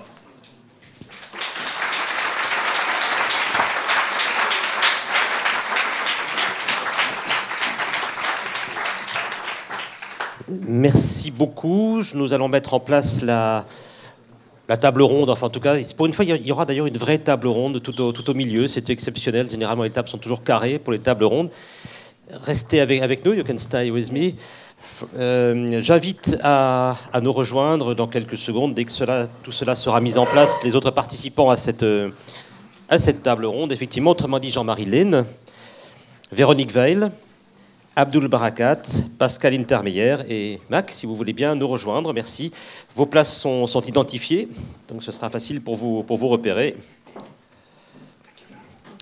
Voilà, je vous en prie. Et merci pour la mise en place et merci aussi pour le micro.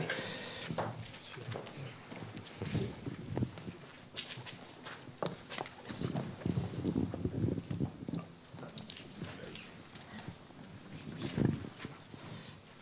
Voilà, on va couper la présentation parce qu'effectivement, voilà, merci beaucoup de l'avoir fait.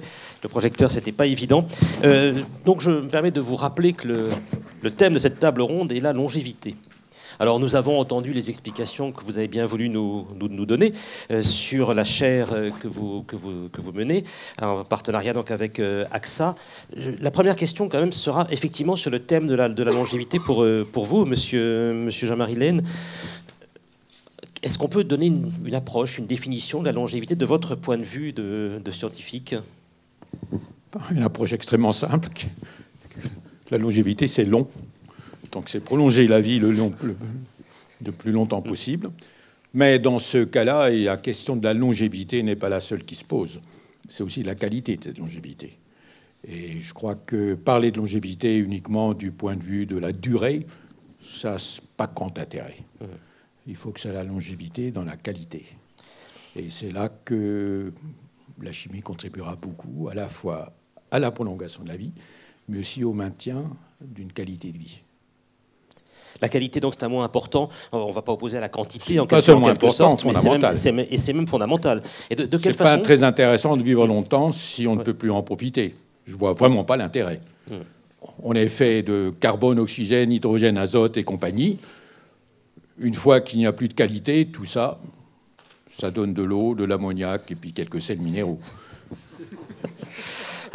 Alors, de quelle façon vous disiez que la chimie pouvait contribuer justement à améliorer de façon déterminante cette qualité? Est-ce qu'on peut un petit peu approfondir cet aspect-là?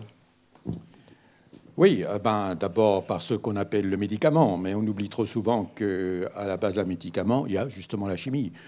Nous sommes tous faits de molécules, et s'il y a des interactions de quelque chose, autre molécule, avec nos molécules, c'est à base de cette structure, à base de la façon dont les interactions se font. Et bon, on pourra peut-être revenir là-dessus, mais l'idée de base de ceci a été proposée la première fois, il y a fort longtemps, en 1894, par quelqu'un qui a fait sa thèse à Strasbourg quand nous appartenions à une autre nation, Emil Fischer, qui avait proposé, il avait fait sa thèse en 1874, mais il a proposé alors dans un article très fameux de 1894 que les interactions entre molécules se font comme clé et serrure, Schloss und Schlüssel. C'est un concept qui est de plus en plus important, qui a toujours été important, mais de plus en plus important dans tous les domaines. Évidemment, l'une des fonctions fondamentales de la chimie supramoléculaire, c'est de comprendre comment ça marche. C'est tout aussi fondamental dans la recherche de médicaments nouveaux dans les grandes compagnies, parce qu'après tout, c'est ce qu'on veut faire. On peut l'approcher de façon soit un peu au hasard, en faisant des grandes bibliothèques de molécules. On essaye de voir quelle est la clé qui pourrait bien marcher dans la serrure. Mais bon, il y a différentes approches sur lesquelles je ne voudrais pas intervenir plus avant. Et je pense que ça, c'est un truc important. Alors, pour reparler de cette question de longévité dans la qualité, l'une des maladies qui est spécialement problématique actuellement, simplement parce que les gens vivent plus longtemps, hein, c'est les maladies neurodégénératives, notamment Alzheimer, par exemple. Et là, il y a des approches qui consistent, bon, bien qu'on ne sache pas, on n'est pas encore tout à fait d'accord sur l'origine. On sait qu'il y a des plaques qui se déposent. On ne sait pas si les plaques, c'est vraiment la cause ou l'effet, mais c'est certainement relié. Alors, il y a une façon d'empêcher les plaques de se faire, qui est de faire des molécules qui peuvent interagir avec les molécules initiales à bêta, qui ensuite font des fibrilles, qui sont des fibres qui déposent des plaques. Et là, c'est une approche chimique. En fait, je suis cofondateur d'une boîte qui est actuellement à Lausanne, où il y a deux approches. Une approche, puisqu'on parle aussi de longévité et de qualité de la longévité, une approche qui est une approche anticorps, qui essaie de faire des anticorps anti-plaques, enfin anti-A-bêta, anti-la protéine qui fait ça. Et ça marche très bien, puisque maintenant la FDA a retenu l'approche de cette boîte comme en compétition avec toutes les grandes compagnies mondiales. C'est l'approche de Lausanne qui a été retenue pour une expérience qui va se faire en Colombie. Et l'autre approche est une approche plus petite molécule, qui est de faire prendre des petites molécules qui interagissent avec la molécule A-bêta, qui l'empêche de s'agréger. Donc, qui font l'inverse de ce que Luisa nous a expliqué. Au lieu de vouloir des agrégations, dans ce cas-là, on veut empêcher évidemment l'agrégation. Oui. Alors, je voulais vous poser une question par rapport à l'endroit où nous nous trouvons, l'ISIS en l'occurrence. On a beaucoup entendu parler dans les introductions, dans les propos introductifs, de cette capacité à l'Université de Strasbourg de favoriser la pluridisciplinarité. Alors, j'en reparlerai tout à l'heure avec le professeur Barakat, si vous me permettez, mais je vous interroge d'abord vous-même. Est-ce que vous pouvez nous en dire un petit peu plus sur cette méthode, sur cette possibilité qu'il y a maintenant de faire travailler ensemble des secteurs de recherche qui n'étaient pas forcément combinés jusque-là ? Enfin, ça se fait un peu tout seul quand même. Ça dépend beaucoup des personnes. Les personnes qui sont les plus originales sont celles qui sont les plus ouvertes. Donc, en fait, si on arrive à recruter des esprits ouverts, on aura automatiquement cette interaction. D'ailleurs, à ce point-là, j'allais oublier une chose. Savez-vous que vous êtes une entreprise particulièrement chimique? Ça, vous ne saviez pas, hein? Bien, AXA, c'est les premières lettres de argon, xénon, argon.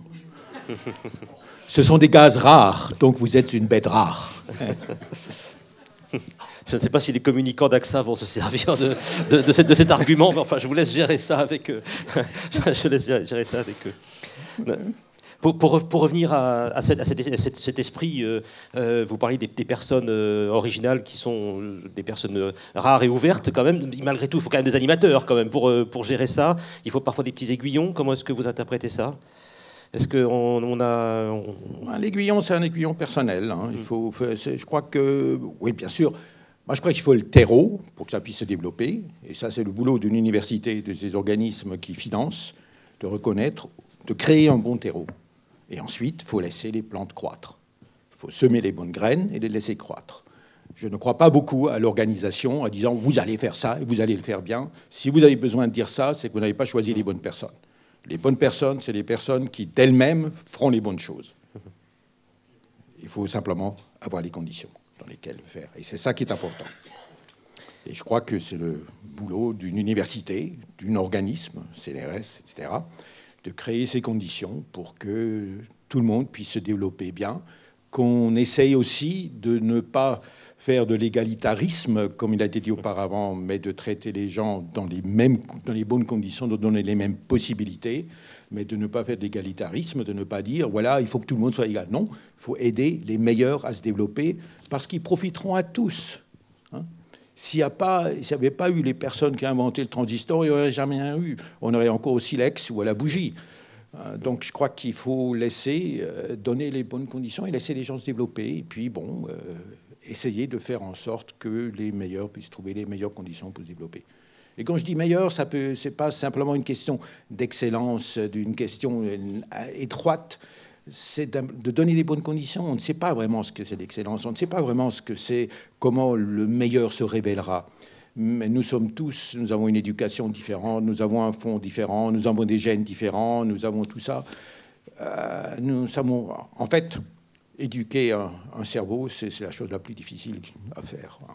L'université peut essayer d'y contribuer. Ça vient déjà bien avant, d'ailleurs, l'éducation du cerveau. Et il faut simplement faire en sorte qu'on arrive à donner les conditions pour favoriser tout le monde. On pourrait tous être peut-être des Mozart, on pourrait tous être des Einstein si on savait comment faire en sorte que ça peut se faire. Et là, l'université joue un rôle fondamental, et aussi, bien sûr, des entreprises qui reconnaissent que ceci est très important. Et notamment, en ce qui concerne, quand on a parlé de recherche fondamentale, je crois que AXA a très bien choisi, parce qu'une façon de limiter les risques, c'est de faire en sorte qu'il n'y en ait plus. Et donc, la recherche. La prochaine question sera pour vous, Louisa De Cola. Si je peux vous demander, Monsieur Laine, de faire passer le micro. Merci beaucoup. Je laisse le temps pour la traduction, naturellement, et puis après, la traduction de l'anglais vers le français. Pour la chercheuse que vous êtes, comment avez-vous interprété l'engagement d'une compagnie d'assurance, en l'occurrence, à vos côtés dans ces programmes de recherche? A priori, quand on vient du monde économique et de la recherche, une compagnie d'assurance qui investit dans la recherche fondamentale, ce n'est pas évident. Comment avez-vous interprété cette proposition d'AXA?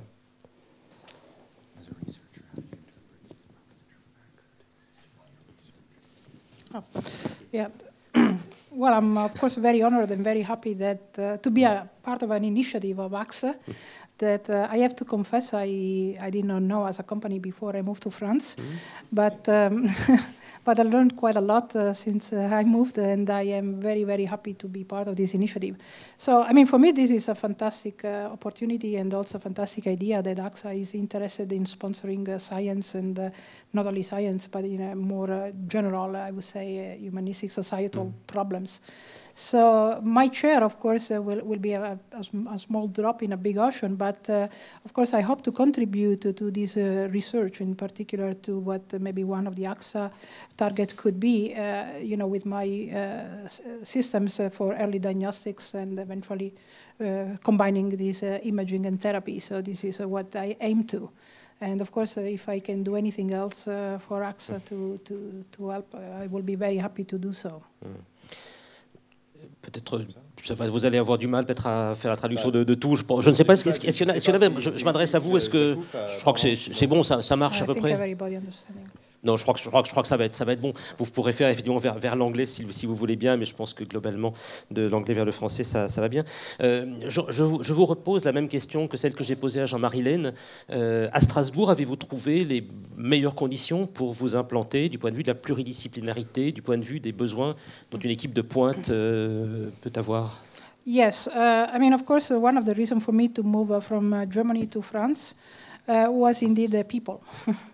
So I think that the Université de Strasbourg and in particular the ISIS offer fantastic opportunities for people like me that are interface between disciplines to do my science. So unfortunately, people like me are still quite rare in Germany, but also in general in Europe, because we are at this interface between things. So sometimes it's hard to place us and also to help us with infrastructures, because we need several different type of labs. And I think in this respect, ISIS was perfect for me. And I look forward to many, many collaboration to all over Strasbourg, not only, of course, inside the ISIS, where we already started. Et la dernière question, je reviens un petit peu par rapport à votre voisine qui représente donc AXA en l'occurrence. C'est encore pour vous. Comment vont se passer les relations entre vous et AXA? Je parle maintenant dans le futur. Yeah. Well, I hope that, of course, the relationship will be stronger than even it is now. So I look forward also to bring, let's say, a message also as an AXA, let's say, ambassador to other people, to other universities, and to contribute maybe with what I know, with my science, to evaluate projects or eventually, to help for a strategic decision. But this is, of course, up to AXA to decide if I could play this role or not. But I will be happy, to help in any respect, not only to spread science and the message that AXA is giving, that is a very, very, it's a fantastic message, but also, to help with evaluations or other things. Ok, thank you. La prochaine question est pour le professeur Barakat. Vous êtes directeur de recherche au CNRS, porteur de la chaire AXA en ingénierie cellulaire cardiovasculaire à l'école polytechnique de Paris Tech. Ma première question, c'est peut-être de nous présenter votre laboratoire en quelques phrases, s'il vous plaît. Merci. So I'm going to talk in English as well. I head what's called the AXA Cardiovascular Cellular Engineering Laboratory, which is, has the mission to basically try to understand the link between mechanics and atherosclerosis. Atherosclerosis is, of course, the disease that leads to heart attacks and strokes. We think there is a strong link between mechanics and atherosclerosis, and that's our goal. Alors, vous êtes ingénieur, vous n'êtes ni biologiste, pas non plus issu du milieu de la médecine, et pourtant, vous agissez dans un domaine qui est extrêmement important, puisqu'on connaît la gravité des maladies cardiovasculaires. On comprend bien d'ailleurs l'intérêt qu'AXA a pu avoir sur ce genre de thématiques. C'est possible, un ingénieur qui travaille dans ce milieu? Comment ça s'est passé? Yeah, I think it is possible. J'attendais un peu cette réponse. I think it's very important to recognize that our understanding of cardiovascular disease that currently exists is really incomplete. If you go to a doctor and ask the doctor to evaluate your risk for atherosclerosis, for example, he'll ask you things like, do you have family history for the disease? He'll ask you if, let's test your cholesterol level. He'll check your blood pressure. He'll ask you if you're getting older. He'll ask you if you're a man. He'll ask you if you are stressed, because all these are risk factors for the disease. But it remains true that there are people who have all these risk factors and never get a heart attack, and there are people who have none of these risk factors and all of a sudden die of a heart attack. So we think that our understanding of risk for atherosclerosis or for cardiovascular disease is incomplete, and we think that one factor that's missing is mechanics. The reason we think mechanics is important is because if you look at where atherosclerosis actually develops in our system, it doesn't happen everywhere in our arteries. It actually happens specifically near branches and bifurcations, where blood flow tends to be very disturbed. So we think it's these disturbances in the flow field of our arteries that actually lead to the development of the disease where it develops. And so we think that geometry, that geometric aspect, because the flow disturbances depend on the arterial geometry. So we think one's arterial geometry is inherently a risk factor for atherosclerosis and part of our genetic predisposition for the disease. D'accord. Alors en fait, l'autre question importante, vous avez donc déjà une expérience du travail à la tête donc d'une chaire AXA, enfin en collaboration bien sûr avec ParisTech. Pouvez-vous nous donner un retour d'expérience? Comment est-ce que cela se passe réellement? Quels sont les éléments que vous retenez de cette collaboration? So I moved to France from California 2.5 years ago in 2010, and the AXA chair has truly been a wonderful resource for my research group here in France. It's allowed us to certainly provided us with the financial resources to hire people, to buy equipment, to buy supplies, and so on. But also importantly, I think it's provided a forum that's visible and that's allowed me to develop collaborations with people in a very formal way. It's provided visibility in addition to the financial resources, and for that I'm very thankful. Vous savez qu'en France, beaucoup de gens disent que lorsque le monde économique vient dans le monde de la recherche, je crois que c'est Alain Beretz qui le disait, c'est forcément pour en tirer un profit immédiat. Est-ce que vous avez cette sensation-là, puisque apparemment AXA est vraiment engagé dans la recherche fondamentale? Est-ce que c'est une inquiétude que vous avez eue, peut-être? So I do write a check to AXA every month. No, I'm just kidding. No, I certainly do not. I do not feel that at all. I actually think, coming from the U.S., this idea of companies investing in science probably is not so strange. I think, but I think what AXA is doing is doing it at a very large scale, and a scale that will make a large impact.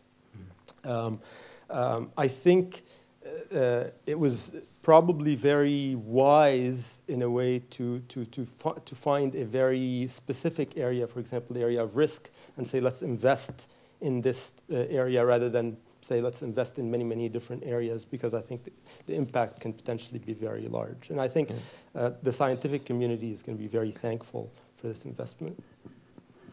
Merci beaucoup. Je vais vous demander de passer le micro à votre voisin, en l'occurrence Pascal Intermeyer. Vous êtes professeur de sociologie, directeur du laboratoire Culture et Société en Europe.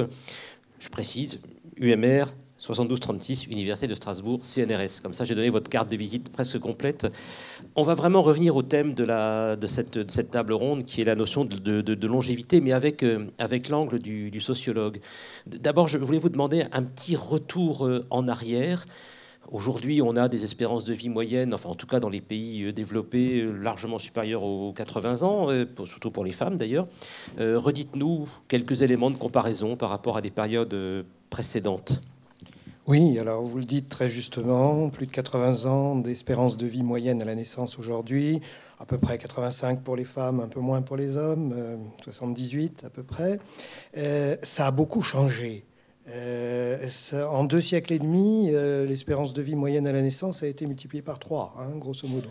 Ce qui est un changement tout de même considérable, et un changement qui se poursuit de nos jours. En gros, on gagne un trimestre d'espérance de vie par an. Ce qui fait à peu près une dizaine d'années d'espérance de vie gagnée depuis un demi-siècle, quelque chose comme ça. Alors, c'est une évolution considérable. La société s'en trouve bouleversée. On sait qu'il y a des classes d'âge qui sont en croissance entre l'enfance et l'âge adulte. La jeunesse, l'adolescence croît considérablement, préadolescence, post-adolescence, etc. C'est un peu la même chose pour les personnes, disons, de plus de 60 ans. La proportion de ces personnes dans l'ensemble de la population est aujourd'hui significative, de l'ordre de 20%, et toutes les projections démographiques nous montrent que cela va continuer à croître dans l'avenir, au point qu'actuellement, cet âge de la vie, on commence à opérer un certain nombre de distinctions. On peut parler des... Il y a plusieurs vieillesses, autrement Si vous voulez, dit. il y a plusieurs vieillesses.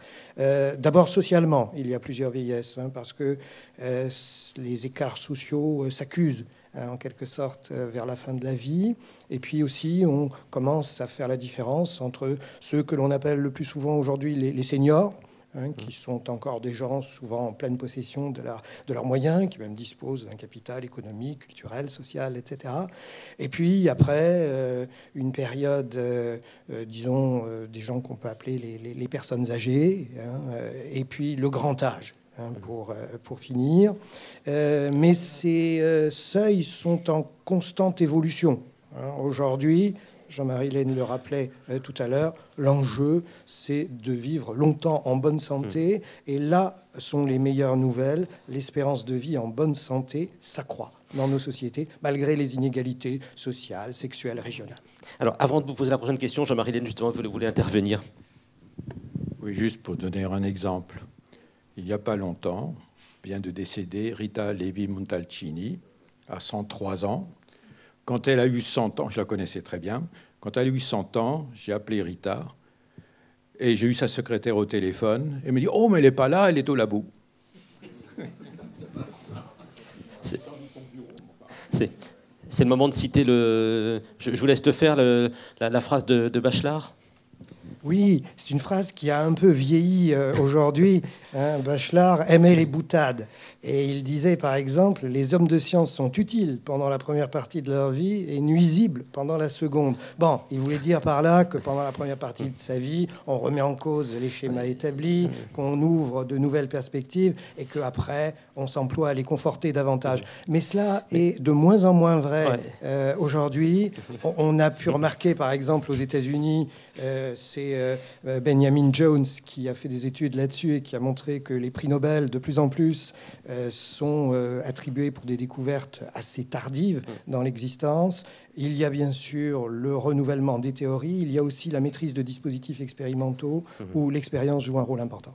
Alors justement, de ce point de vue-là, une question un petit peu double. La première, c'est, bon, on a un retour sur à peu près 50 ans qui disent que la courbe d'espérance de vie progresse de façon constante. Est-ce qu'on peut pour autant projeter sur les 50 années à venir encore une croissance de ce même niveau? Ou est-ce que c'est pas un peu dangereux de se projeter dans le futur de cette façon-là? Je dirais que les projections, c'est un peu notre péché mignon, quoi. On ne peut pas s'empêcher d'en faire, et il faut en faire, ne serait-ce que pour l'équilibre des régimes de retraite, etc. Et d'un autre côté, le futur n'est jamais tel que nous l'imaginons. Alors, et l'autre question, c'est par rapport à cet accroissement de cette durée de la vie. On fonctionne quand même encore dans nos esprits sur des représentations un petit peu négatives, voire franchement très négatives de la vieillesse. Oh, vieillesse ennemie, etc. Enfin, bon, les choses ont changé depuis cette époque-là, mais quand même, il y a beaucoup de gens pour qui vieillir, c'est quand même pas un cadeau. Enfin, j'entends le grand âge, etc. C'est très négatif. Est-ce que ça pèse pas sur l'ambiance sociétale ? Je dirais que les représentations de la vieillesse sont toujours très contrastées. Nos positions par rapport à la vieillesse sont ambivalentes. Déjà chez les Grecs, la vieillesse était d'une certaine manière synonyme de sagesse, synonyme d'expérience. Aujourd'hui, on pourrait ajouter de compétences, etc. Et en même temps, dans toutes les sociétés, la vieillesse, par l'affaiblissement de l'organisme, par la diminution des performances, pose problème. Et c'est un problème auquel nous sommes particulièrement attentifs aujourd'hui. L'enjeu, c'est donc d'essayer de limiter les inconvénients de la jeunesse et de la vieillesse, pardon, de rester jeune. Peut-être de la jeunesse aussi, remarquez ça. De rester jeune d'esprit et d'activité et d'engagement social le plus longtemps possible, ce qui suppose évidemment un certain nombre de ressources au niveau de la santé. Alors ma dernière question, c'est, vous y avez juste effleuré la réponse, j'aimerais que vous l'approfondissiez un petit peu tout à l'heure, c'est la société dans laquelle nous allons, dans laquelle la part des personnes âgées, pour prendre un terme global, est en forte augmentation. Est-ce qu'une société de vieux, pour dire les choses, est une société qui menace de conservatisme et de sclérose ? Je crois qu'il faut se garder des schémas un peu simples. Aujourd'hui, dans nos labos, nous avons beaucoup de chercheurs qui comprennent mal devoir arrêter leur activité à une date fatidique, que ce soit 65 ans ou à un autre moment. On a beaucoup de chercheurs âgés qui sont encore extrêmement actifs, extrêmement dynamiques. On a de grands exemples. Luc Montagnier, qui était considéré en France comme trop âgé, a trouvé écho dans d'autres pays. Et on pourrait aujourd'hui multiplier les exemples de personnes âgées, voire très âgées, qui sont d'esprit remarquablement dynamique. Merci beaucoup. Je vais vous demander de passer le micro à Véronique Veil. Vous êtes Chief Operating Officer au groupe AXA. Vous exercez de très nombreuses responsabilités, notamment en matière de développement des chairs. La première question que je voulais vous poser, c'est finalement quelle est la motivation profonde qui fait que le groupe AXA s'est intéressé au thème de la longévité ? Je vous remercie de poser la question parce que j'étais un peu ennuyée du lien peut-être mercantile qu'on pouvait faire entre ce que faisait AXA et la recherche. Et je pense que ce qu'on essaye de faire dans le cadre du fonds sous l'initiative d'Henri de Castres et la direction de Godefroy, c'est justement d'avoir un mur de Chine parfait entre les choix que nous faisons et le travail qui est fait. Et pour nous, ce qui est important, c'est vraiment de donner la liberté aux chercheurs et à la chaire que nous avons choisi de supporter et de ne pas du tout se mêler ou d'attendre des retours court terme. Donc ça, je pense que c'est vraiment un point très important. Je pense que dans le système anglo-saxon, c'est quelque chose qui fait partie, de la nature, et peut-être qu'en France, c'est pas encore complètement dans les esprits, mais je pense que ça, c'est très important. Deuxièmement, notre métier, c'est de protéger les gens, et protéger les gens, c'est travailler sur la prévention des risques, vous l'avez très bien dit, et peut-être les diminuer. Donc c'est vrai que dans notre travail, quand quelque chose arrive à un client, on fait de la réparation. Mais si on pouvait diminuer les risques et éviter un certain nombre d'éléments négatifs pour l'individu, c'est tout à fait ce que nous cherchons. Donc vraiment, ça, c'est la première chose, c'est la prévention, la diminution du risque. Deuxièmement, et vous l'avez dit, on veut pouvoir communiquer sur cette recherche. Donc on veut que les chercheurs aient une contribution dans le domaine public et rendent public leur découverte et aussi puissent avoir des forums d'échange. Donc pour nous, vraiment, c'est aussi travailler sur cette communication qui est liée aux différents travaux que nous faisons. On a 3 secteurs, on l'a noté, on a l'environnement, les risques sur l'environnement, les risques socio-économiques et les risques sur la vie humaine. Et c'est vrai que, et Louisa l'a expliqué beaucoup mieux que moi, la recherche que cette chaire va faire dans la chimie veut nous aider et nous espérons, nous permettra effectivement de prévenir un certain nombre de maladies liées à l'allongement de la durée de vie, peut-être de faire de meilleures opérations de dépistage, mais nous lui laissons effectivement totale liberté dans son travail. Et je pense que ce que nous avons vu tout à l'heure nous donne beaucoup d'espoir. Alors, AXA cherche à se connecter avec les savoirs issus de la recherche, aussi pour comprendre la société, au-delà de l'intérêt mercantile, comme vous le disiez. La question doit être posée à un moment donné. C'est pas un gros mot d'ailleurs en l'occurrence, mais c'est pour ça que je voulais poser. Mais donc vous cherchez à vous connecter au savoir, effectivement, si je comprends bien, et à la connaissance qui est issue de la recherche. Oui, d'abord parce qu'on a un rôle sociétal important, donc si nous pouvons contribuer au développement des sociétés, c'est tout à fait important. Mais comme vous l'avez très bien dit, dans le cadre de la longévité, on gagne 6 heures de vie chaque jour. Ça veut dire que quand on dort, en fin de compte, on ne vieillit pas. Donc ça, c'est une première chose. Deuxièmement, c'est un phénomène mondial. En 2040, je crois qu'on sera plus d'1,3 milliard à avoir plus de 65 ans. Donc je veux dire, c'est un vrai phénomène et on gagne 30 ans, vous l'avez dit, on a gagné 30 ans de vie dans les dernières 150 dernières années. Donc ce qu'il faut aussi, c'est que cette population qui vieillit a un rôle économique important, est un consommateur, a besoin effectivement de chercher, va contribuer au développement de l'économie. Et ça, c'est l'aspect tout à fait positif de cette longévité en bonne forme. Mais je crois que c'est quelque chose de très important que nous aimerions contribuer à développer. Nous avons fait un forum sur la longévité en 2011. Et ce que nous avons fait, c'est que nous avons donné la parole aux chercheurs AXA pour donner leur opinion et contribuer au débat. Donc vraiment, c'est une grande liberté que nous donnons aux chercheurs. Nous sommes très rigoureux quand nous identifions les chaires. Je crois que la réputation de Strasbourg était tout à fait évidente.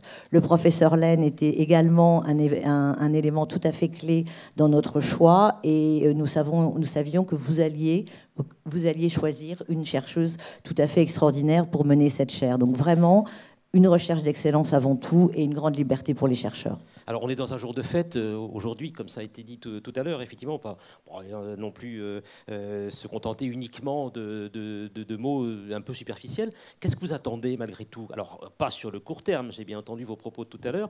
Quelles sont les attentes, j'entends bien, par rapport à cette chaire de Strasbourg? Je pense que les attentes, c'est est-ce que nous pouvons avoir des thérapies qui répondront aux maladies créées par l'allongement de la durée de vie?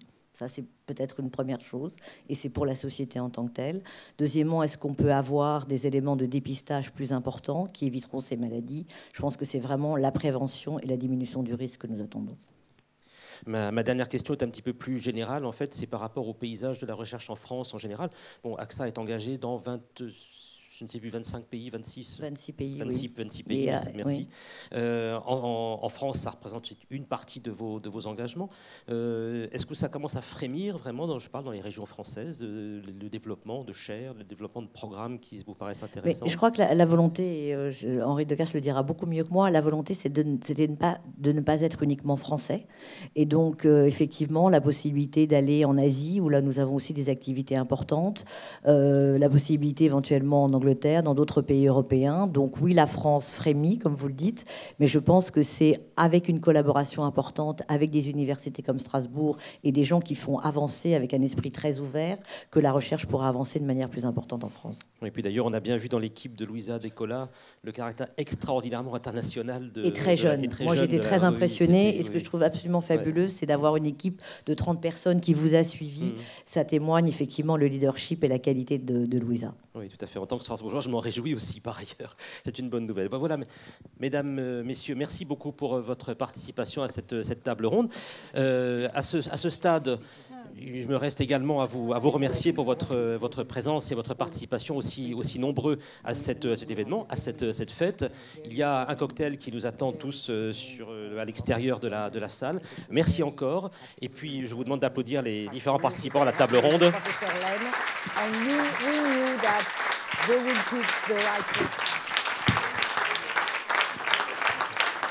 Et je vous souhaite une bonne fin d'après-midi.